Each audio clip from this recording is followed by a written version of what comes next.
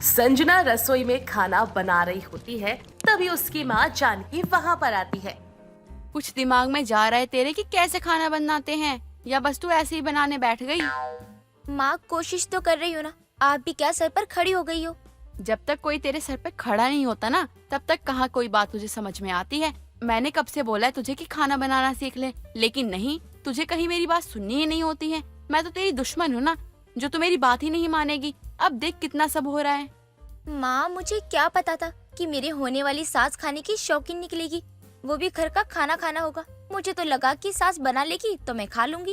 मोए मोए मोए मोए, माँ आप ये क्या कर रही हो? तेरी किस्मत पे हंस रही हूँ। जो इंसान अपनी माँ की बात नहीं मानता उसके साथ ऐसा ही होता है। तू भी अपनी माँ की बात मत मान। मैं तो पागल हूँ जो तुझे बोलती रहती हूँ। अच्छा ये सब छोड़ो, मैंने दाल बना ली है, खाकर बताओ कैसी बनी है। तूने दाल में नमक नहीं डाला क्या? डाला तो था, क्यों क्या हुआ? नमक नहीं लग रहा क्या आपको? नमक तो छोड़, तूने तो तड़का भी कच्चा छोड़ दिया है। अरे क्यों किसी का पेट खराब करने के पीछे लगी है तू? मेहरबानी कर मेरे ऊपर, जितनी जल्दी खाना बनाना सीख जाए मुझे शांति मिले उतनी जल्दी। माँ मैंने ना खुद तड़का चेक किया था, मुझे तो सही लग रहा था। बस इतना कर दे। अब तुझे जब भी कुछ लगे कि तुझसे कुछ गलत हो गया है तो किसी समझदार से पूछ लिया कर, वरना किसी को दस्त लग जाएंगे। और ये मेहरबानी तो तू कर ही दे, अपने हाथ का खाना तू पहले ही चेक कर लिया कर। मुझ में इतनी हिम्मत नहीं है कि मैं तेरा बनाया हुआ खाना खाऊं। पता नहीं आप भी कैसी हो। अरे हर माँ बाप अपने बच्चे को प्रोत्साहित करते हैं, और एक आप हो कि जो मुझे निराश कर रही हो।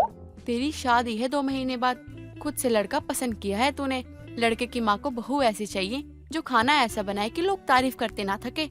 अब मेरे कर्म तो इतने अच्छे हैं नहीं कि मेरी बेटी अच्छा खाना बना ले, तो अब इस माँ को टेंशन ना हो तो क्या हो, जरा आप ही बताइए संजना जी। सॉरी माँ, मैं आपको बहुत परेशान कर रही हूँ ना, लेकिन देखना अब मैं और भी ज्यादा कोशिश करूँगी और सीख कर ही रहूंगी। आप चिंता मत करो। संजना जो खाना बस खाना ही जानती थी, उसके सर पर अब तलवार सी आ गिरी थी। उसे अब खाना बनाना भी सीखना है। ऐसे ही कुछ दिनों बाद संजना की सास लता आती है।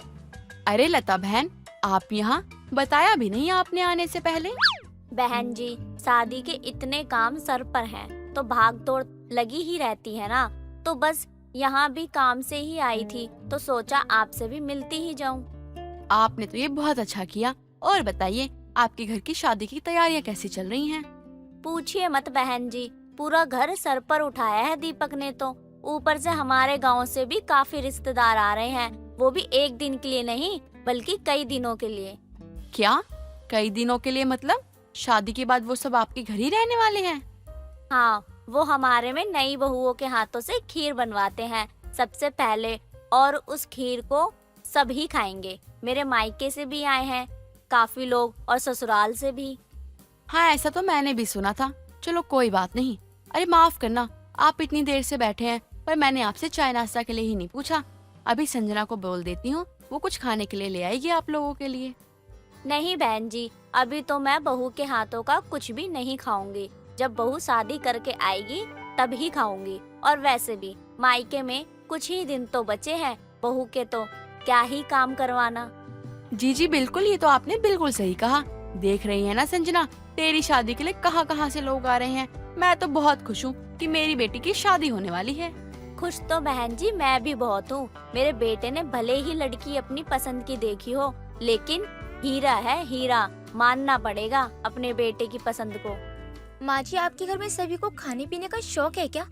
अरे बहू, अभी तू यहाँ है तो तुझे ऐसा लग रहा है, जब तू शादी करके आएगी ना तब तुझे पता चलेगा। हमारे घर में हर कोई खाने का शौकीन है, तो तू भी अपनी कमर कस कर आई हो। लता बातें करके कुछ देर में वहाँ से चली जाती है, लेकिन लता की बातों से संजना बेचारी अब और ज्यादा टेंशन में आ जाती है। कुछ दिनों बाद संजना खीर बनाने की कोशिश करती है और उसे बनाकर लेकर जाती है। ये लीजिए माँ, मैंने बहुत मेहनत से बनाई है खीर, खाकर बताओ। बेटा नहीं, रहने दे। मुझ में इतनी हिम्मत नहीं है कि मैं तेरी बनाई हुई खीर खाऊं। क्या माँ, मैंने इतनी मेहनत से बनाई है, कम से कम खाकर तो बता सकती हो ना। अच्छा चल ठीक है, तू अपना दिल छोटा मत कर, मैं खाकर बताती हूँ। अरे वाह, क्या खीर बनाई है तूने। धीरे धीरे तो तू खीर बनाना सीख रही है। मुझे तुझसे ये उम्मीद नहीं थी कि तू इतना अच्छा खीर बनाएगी। भगवान जी, बस अब आप ऐसे ही मेरे ससुराल में इज्जत बचा लेना। कुछ दिनों बाद संजना की शादी हो जाती है और वो अपने ससुराल में आ जाती है। बहू, आज तो तेरी शादी हुई है तो तू बहुत थक गई होगी ना। मैं तुझे तेरे कमरे में छोड़ दे रही हूँ, आराम से सो जाइयो। और कल सुबह तुझे जल्दी उठना भी है। तुझे पता ही होगा कल सुबह तू सबके लिए खीर बनाएगी। जी माँ जी, मुझे पता है, आपने बताया था ना पहले ही। हाँ बहू, बहुत अच्छा है। बहू तुझे याद है, अब तू सो जाइयो। लता अपनी बहू को उसके कमरे में छोड़ देती है, जहाँ संजना आराम करने लगती है। अगली सुबह संजना जल्दी उठकर नहा धोकर रसोई में जाती है। चल संजना, आज तो तेरा बहुत बड़ा टेस्ट है। आज तुझे अपने ससुराल में सबको ऐसी खीर बनाकर खिलानी है ताकि सब याद रखे मेरी खीर को। इतने दिनों की मेहनत आज तो दिखा ही दे। संजना अब खीर बनाने में लग जाती है। तभी बाहर लता अपने आस पड़ोस वाले नाती रिश्तेदारों से कहती है, आज मेरी बहू सबके लिए खीर बनाने वाली है, तो सब लोग मेरी बहू को अच्छा अच्छा शगुन देना। शगुन देने में कोई कंजूसी मत करना। अरे लता, तू भी क्या कर रही है? हम तो यहाँ तेरी बहू के हाथ की खीर खाकर उसे शगुन देने ही आए हैं। बहुत अच्छी बात है, बहू बना रही है खीर, थोड़ी देर में बन ही जाएगी। किसी को कोई देर नहीं हो रही। अपनी बहू से बोल दे कि अगर उसे आराम से खीर बनानी है तो बना ले। हम तो यही हैं, हम कहाँ भागे जा रहे हैं। कुछ देर बाद संजना की खीर बन जाती है और वो सबको कटोरे में सर्व करने लगती है। जैसे ही सब लोग खीर खाने लगते हैं, तभी विमला के गले में दर्द होने लगता है। हाय, मेरे गले में इतना दर्द क्यों हो रहा है? अरे बहू, तूने खीर में क्या क्या मिलाया था? वहाँ रखा सभी सामान डाला था मैंने। अच्छी बनी है ना खीर? अच्छी तो है, लेकिन कुछ अलग सी लग रही है। क्यों विमला, खीर तो खा रही है और शगुन के नाम पर कमियां भी निकाल रही है। अरे माँ जी, आप भी खाइए ना, आप क्यों बैठी हो? सब लोग खीर खाने लगते हैं और एक एक करके सभी के गलों में दिक्कत होने लगती है और वहाँ पर हड़बड़ी मच जाती है। ये देखकर संजना को कुछ समझ नहीं आता। ये अचानक से सबको क्या हो गया? अभी तक तो सब ठीक ही था, अब अचानक से इनको दर्द कैसे हो रहा है? अब मैं क्या करूं? संजना तुरंत सबको हॉस्पिटल लेकर जाती है। डॉक्टर सबका इलाज करते हैं और संजना से वो खीर भी मंगवाते हैं जो संजना ने बनाई थी। सारे चेकअप करने के बाद सबको दवाई देने के बाद सब कुछ नॉर्मल हो जाता है और डॉक्टर सबको बताते हुए कहते हैं, इन्होंने जो खीर बनाई थी उसका दूध खराब हो चुका था, जिसके कारण खीर खाने के बाद आप सब बीमार हो गए। मुझे माफ कर दो, मैंने जानबूझकर नहीं किया। मुझे नहीं पता था कि वो दूध खराब हो चुका है। लता, तेरी बहू ने तो जहरीली खीर बनाकर सबको खीर से ही दूर कर दिया। प्लीज मुझे माफ कर दो। बहू, गलती मेरी ही है, तू तो नहीं आई है, मुझे ही इन सब का ध्यान रखना चाहिए था। बहू के हाथ की जहरीली खीर खाकर तो अब तो ऐसे ही कहना पड़ेगा ना। और इसके बाद संजना कभी खीर ही नहीं बनाती। सीमा की नई नई शादी हुई थी और सीमा का ससुराल में पहला दिन था। तभी सीमा अपनी सास को कहते हुए सुन लेती है, ये शादी के पकोड़े और खाना पड़ोसी में बांट आते हैं, वरना खराब हो जाएगा और ये खाएगा भी कौन। अब ये सुनकर सीमा अपने मन ही मन सोचती है, मुझे तो शादियों का खाना बहुत पसंद है। अब किसे कहूँ कि मुझे भी भूख लगी है। ये लोग तो पूछने से रहे मुझे खाना, मैं इनको ही बोल देती हूँ। ये सोचने के बाद सीमा अपने पति से बड़े ही प्यार से कहती है, जी सुनिए, मैंने ना कल भी कुछ नहीं खाया था और मुझे भूख भी बहुत लग रही है। क्या आप शादी का बचा हुआ खाना ला देंगे? तुम्हें बासी खाना खाना है? माँ बना रही है ना ताजा खाना, अरे वो खा लेना। मुझसे भूख बर्दाश्त नहीं होती, आप समझते क्यों नहीं? अब अमन भी अपनी पत्नी के लिए शादी का खाना, पकोड़े, पूरी, चावल सब लाकर दे देता है और सीमा भी बड़े ही चाव से उसे खा लेती है और आराम से सो जाती है। अब देर शाम सरला के घर उसकी दो पड़ोसन कांता और विमला का आना होता है और वो आते ही सरला से कहती है, और सरला, अब तो बहू आ गई, अब तो आराम कर ही ले। अभी तो बहू नई नई है, लेकिन बहू को अपने काबू में रखियो सरला। मेरी बहू को देखती है, काबू में नहीं रखा तो आज कितना जुबान चलाती है। अरे तू चिंता क्यों करती है, वो मेरे ही काबू में रहेगी, और अगर नहीं रही तो अपनी दुनिया अलग देखे। अब सरला ये कहते हुए अपनी बहू को आवाज लगाती है और अपनी सास की आवाज सुनकर सीमा भी अपने कमरे से निकलकर हॉल में आती है। लेकिन जैसे ही विमला सीमा का घूंघट उठाने लगती है, वैसे ही सीमा के पेट में गुड़ गुड़ की आवाजें आने लगती है। और फिर क्या था, विमला के घूंघट उठाने से पहले ही सीमा अपनी साड़ी उठाए भागती है। ये देखकर कांता कहती है, हाय दैया, मैंने तो सोचा ना जाने घूंघट से पहले क्या देखने वाली है सरला तेरी बहू। बताओ, ये संस्कार है तेरी बहू के। बोल सकती थी कि मुझे अर्जेंट जाना है, हम रुक जाते। वैसे ऐसे भागी भागी गई तेरी बहू। सब ठीक तो है?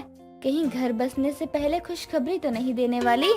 अरे बहू का थोड़ा पेट खराब है, लूज मोशन लगे हैं, लगता है खाना नहीं खाया होगा कई दिनों से, उपवास पर रही होगी तो हो जाता है। अब भी विमला और कांता सीमा के आने का वेट कर रहे थे और करीब 20 मिनट बाद सीमा आती है और जैसे ही सोफे पर बैठती है वैसे ही विमला सीमा को कहती है, बहू यहाँ सब अपने ही हैं, ऐसी कोई घबराने वाली बात नहीं है, हो जाता है, गर्मी का समय भी है। अब की बार कांता सीमा का घूंघट उठाने के लिए उठती है और अब फिर से सीमा अपनी साड़ी ऊपर करके भागती है। ये देखकर सरला अपना सर पीटते हुए कहती है, सत्यानाश करवा दिया बहू ने तो। लो जी, अब इसे फिर से आ गई। सरला, हम चलते हैं, जब तेरी बहू ठीक हो जाए तो हम आ जाएंगे तेरी बहू की मुंह दिखाई करने। अरे बस आ रही है, बैठो, मैं तुम दोनों के लिए चाय बना दूं। ना ना सरला, रहने दे, कल आते हैं। वैसे देखने तो मुँह आए थे, लेकिन बहुत कुछ देख कर जा रहे हैं। अब जैसे ही कांता और विमला जाने वाले होते हैं तभी विमला और कांता देखती है कि नई नवेली बहू बिना घूंघट के ही आ रही थी और पीठ पर हाथ रखे हुए थी। ये देखकर कांता कहती है, सरला समझो मुँह दिखाई हो ही गई। बहू तो सुथरी है, लेकिन अभी माहौल खराब है उसका। अब पड़ोसनों के जाने के बाद सरला अपनी बहू से कहती है, बहू क्या मुंह दिखाई करवाई है, सत्यानाश कर दिया तूने सारी रस्म का। दवाई ववाई ले ले, अभी तो और लोगों का आना बाकी है, उनके सामने मत भागने लग जाइए साड़ी उठाकर। जी माँ जी, मैं कोशिश करूँगी कि ऐसा दोबारा ना हो। अब मुंह दिखाई में तो सरला की बहू ने खूब बदनामी कर दी थी, इसीलिए अब कोई भी मुंह दिखाई की रस्म के लिए आता तो सरला अपनी बहू को जल्दी में मुंह दिखाई करवा कर कमरे में भेज देती। लेकिन एक रोज सरला और उसकी बहू सीमा मार्केट जाते हैं और सरला एक बनिए की दुकान पर पहुंचती है और बनिया भी सरला और उसकी बहू को देखकर कहता है, आइए सरला जी, बहुत दिनों बाद आई हैं आप, और ये आपकी नई बहुरिया है। आइए यहाँ बैठिए, सामान निकलवा देता हूँ। सीमा को उसकी सास घुमाने के लिए लाई थी। हालांकि नई जगह से सीमा को घबराहट होने लगती है और सरला तो बातों में लगी थी। तभी सीमा अपनी सास के कानों में कुछ कहती है। ये सुनकर सरला अपनी बहू को कहती है, बहू ये क्या बात कर रही है, आस पड़ोस और घर वालों में तूने कम बेइज्जती करवाई है, जब यहाँ भी बेइज्जती करवाने का इरादा है तेरा। माँ जी, इसमें मेरी क्या गलती, ये तो मुझे घबराहट से हो रहा है ना। ये बता तू कितनी देर तक रोक सकती है इसे, मैं संभालती हूँ तेरा मामला। माँ जी, जो भी करना है जल्दी करना। हाँ। सास बहू को आपस में बातें करता देखकर बनिया सरला से कहता है, सरला जी, कोई समस्या है क्या, बताइए, कोई दिक्कत है तो। जी नहीं नहीं, ऐसी कोई बात नहीं है, सब ठीक है, बस आप सामान भिजवा दीजिएगा तो बड़ी मेहरबानी होगी। कोई काम आ गया क्या? चलिए, इतना तो मैं कर ही सकता हूँ आपके लिए। ये बोलकर जल्दी से सरला और उसकी बहू उस बनिए की दुकान से निकल जाते हैं और करीब 20 मिनट के रास्ते के लिए रिक्शा लेते हैं। लेकिन एक जगह ट्रैफिक था। ये देखकर सीमा अपनी सास सरला को कहती है, माँ जी, मुझसे और दर्द बर्दाश्त नहीं हो रहा, मुझसे नहीं होगा, ऊपर से ये ट्रैफिक। चुप करके बैठ जा बहू, इतना दर्द तो तू सहन कर ही सकती है। हाँ मैम साहब, आप इतना दर्द बर्दाश्त नहीं करेंगे तो भला कैसे माँ बन पाएंगी। अरे मैं अपनी बीवी को यही कहता हूँ, दर्द तो बर्दाश्त करना ही पड़ेगा। किसकी बात कर रहा है तू, कुछ भी बोले जा रहा है। चल रिक्शा निकाल, जल्दी जाम हट गया है। अरे अम्मा, मैं अपनी बीबी की बात कर रहा हूँ, अभी पिछले महीने ही उसका डिलीवरी हुआ है और मेरा 5वां बेटा भी। मुझे मैम साहब को देखकर अपनी जोरू की याद आ गई, सोच रहा हूँ छठवा भी कर लूँ। बड़ा ही बेशरम है रे तू, तब से बोले जा रहा है। और तुझे ये कहाँ से प्रेग्नेंट लग रही है? अम्मा, मुझे तो लगा इनकी डिलीवरी होनी है, मैंने इन्हें देखा नहीं। वैसे आज न कल ये गर्भवती हो ही जाएंगी। अगर ये पेट का दर्द नहीं सह पा रही तो आगे क्या होगा अम्मा? जाता है या अभी बताऊं? अपनी बीवी को तो बच्चा पैदा करने वाली मशीन बना रखा है और मुझे ज्ञान दे रहा है। अब इसके बाद सरला अपनी बहू सीमा को लेकर घर पहुंचती है, क्योंकि वो समझ चुकी थी कि सरला ने अगर देरी कर दी तो सीमा वहां पर दुर्घटना कर देगी। जिसके बाद वो सीमा को लेकर घर आती है और सीमा घर आते ही अपनी सास को थोड़ा सा धक्का मारकर बाथरूम की तरफ भाग जाती है और सरला भी मुंह फुलाए सोफे पर बैठ जाती है। कुछ देर के इंतजार के बाद में सीमा पेट हल्का करके बाहर आती है और उसे बहुत चैन महसूस हो रहा था और आते ही वो अपनी सास से बोलने लगती है। माँ जी, आज तो मैंने सोचा ही था कि सत्यानाश हो जाएगा मेरा रास्ते में ही। बहू, तूने तो मुझे घर से लेकर बाहर और बाहर से रिक्शे तक लेकर बदनाम कर दिया। मैं तेरा क्या करूं? माँ जी, अब इस पर किसी का कंट्रोल तो है नहीं ना, ये भी आप अच्छे से जानती हैं। वो तो ठीक है बहू, लेकिन कभी तुझे कुछ खा पी कर लूज मोशन होते हैं तो कभी लोगों को देखकर घबराहट से। माँ जी, आपके साथ भी तो कुछ हुआ ही होगा ना, जब आप नई नवेली दुल्हन रही होंगी तो। हमारे समय की तो बात ही मत कर बहू तू। हमारे समय में तो सुबह ही औरतें शौच के लिए निकलती थी, उसके बाद कुछ भी हो जाए दिन में औरतें शौच के लिए जाती ही नहीं थी।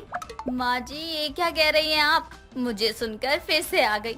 मैं भी आती हूँ। हाँ, आप जाना नहीं। हाँ, सत्यानाश। सरला अपना सर पीट लेती है क्योंकि सरला अब ये समझ चुकी थी कि सीमा को समझाना तो मुश्किल ही नहीं नामुमकिन भी है और वो ऐसे ही अपनी बहू सीमा के साथ में एडजस्ट करती रहती है। सीमा को जब भी घबराहट होती या फिर उसे कोई भी बेचैनी होने लगती तो फिर वो तुरंत वॉशरूम के लिए चली जाया करती और उसे लूज मोशन लग जाया करते और धीरे धीरे सीमा की ये दिक्कत भी सॉल्व हो जाती है। तमन्ना अपने पति रोहित, सास निम्मी और ननंद शालू के साथ एक ही घर में रहती थी।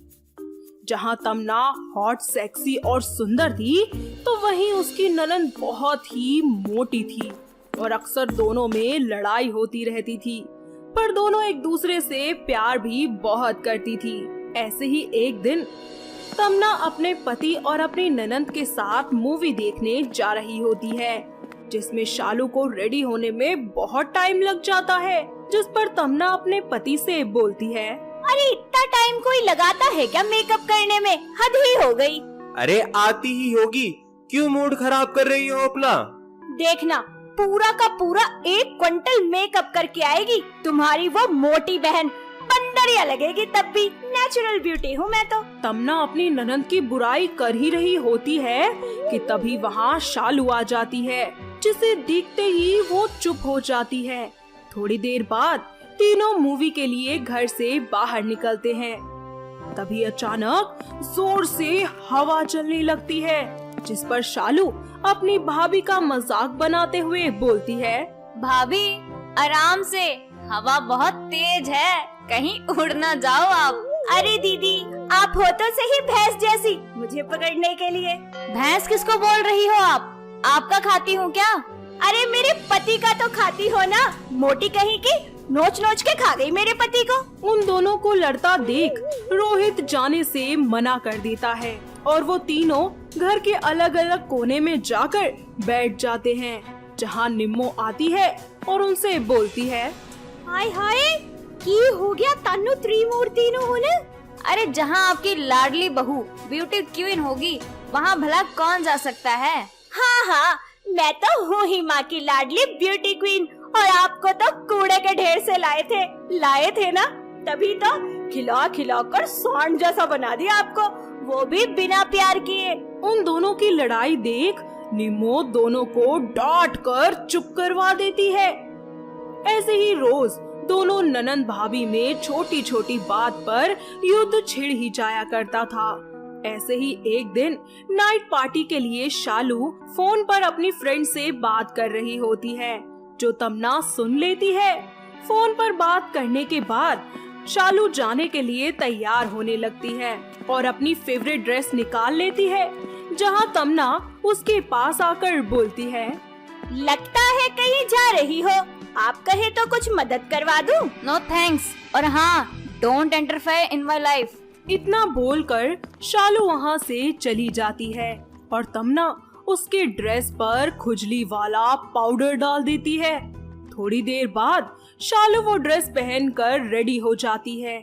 कुछ ही देर बाद उसको खुजली भी होना शुरू हो जाती है और वो चिल्लाते हुए बोलती है, माँ देखो ना कितनी खुजली हो रही है मुझे। सभी दौड़कर वहाँ आते हैं और शालू को खुजली करता देख उससे पूछने लगते हैं, हाय नी, किसी आपा पै गया तेनू? क्यों पागलों की तरह खुरकी जा रही है? शालू को खुजली करते देख तमन्ना चुपके से हंसने लगती है, जिसे देख शालू समझ जाती है और बोलती है, माँ ये सब भाभी का किया करा है, देखो ना कितनी खुजली हो रही है मुझे।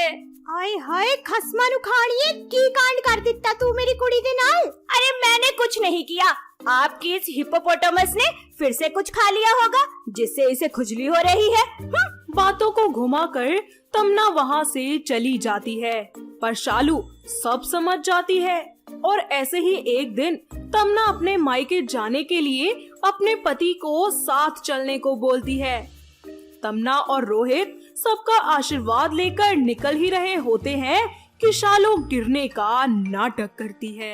आ भैया भाभी क्या हुआ? गिर गई हूँ। अरे दिख नहीं रहा क्या? मेरा मतलब है कि मेरे पैर में मोच आ गई है। अब मैं एग्जाम देने कैसे जाऊंगी? कैसे जाऊंगी मतलब? अपने पैरों से जाओगी और कैसे? पर मेरे पैरों में मोच लगी है भाभी और मुझसे उठा भी नहीं जा रहा। अरे इतने सारे दोस्त पाल रखे हैं, अरे कब काम आएंगे वो? किसी के भी साथ चली जाना कैब बुक करके। दिख नहीं रहा? मैं और रोहित जी मेरे मायके जा रहे हैं, वो भी पूरे 2 दिन के लिए। हाय हाय रोहित किते नहीं जाएगा तेरे नाल 2 दिन वास्ते, समझ गई तू? जे तू जाना है ना तो फिर कल ही चली जा। तमन्ना अपनी ननद की वजह से मायके नहीं जा पाती, जिससे उसको बहुत गुस्सा आता है और वो अपना गुस्सा घर के सामान पर निकालती है और इधर उधर तोड़ फोड़ करती है।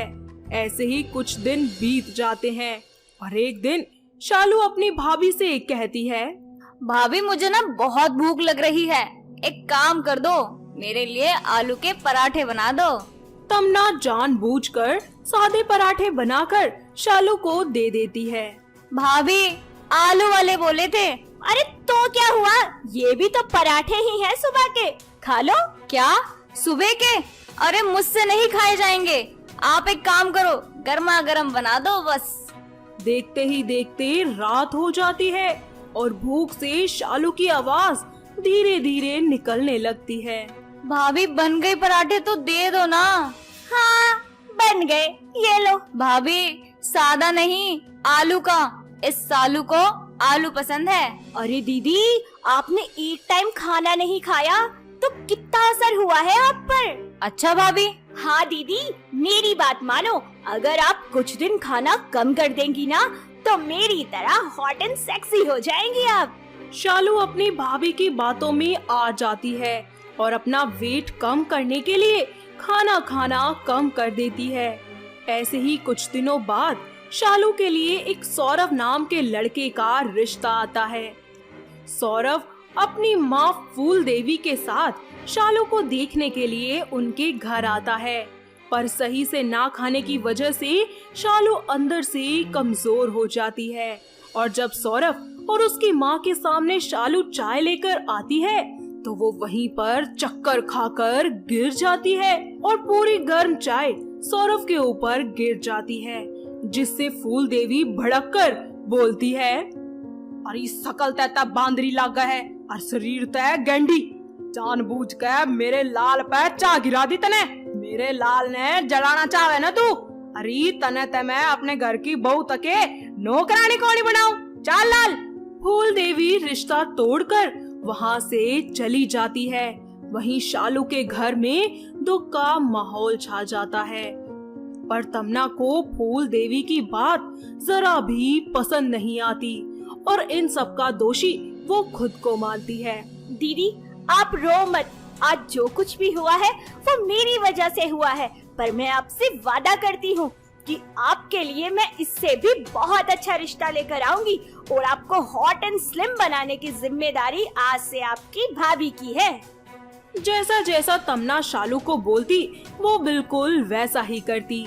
समय पर खाना खाना, योग करना, रनिंग करना, डाइटिंग करना इत्यादि वो सब कुछ शुरू कर देती है और देखते ही देखते शालू अपनी भाभी की तरह ही हॉट और सेक्सी हो जाती है। और कुछ ही दिनों बाद उसके लिए बहुत ही अच्छे से घर से मनीष नाम के लड़के का रिश्ता आता है। बहुत ही जल्दी उन दोनों की शादी हो जाती है, जिसके बाद शालू अपने ससुराल में और तमन्ना अपने ससुराल में खुशी खुशी रहने लगते हैं और जब भी वो एक दूसरे से मिलते तो पहले की तरह थोड़े से लड़ते और उसके बाद गले लगकर एक दूसरे के साथ मीठी मीठी नोकझोंक को याद करते और फोन पर ढेरों सारी घंटों तक बातें किया करते। तो दोस्तों, कैसी लगी आपको हमारी ये हॉट भाभी और मोटी ननंद की कहानी? क्या आपके घर के आसपास भी है कोई ऐसी ननंद भाभी? अगर हाँ, तो उन्हें ये वीडियो दिखाइए और हमें कमेंट करके बताइए।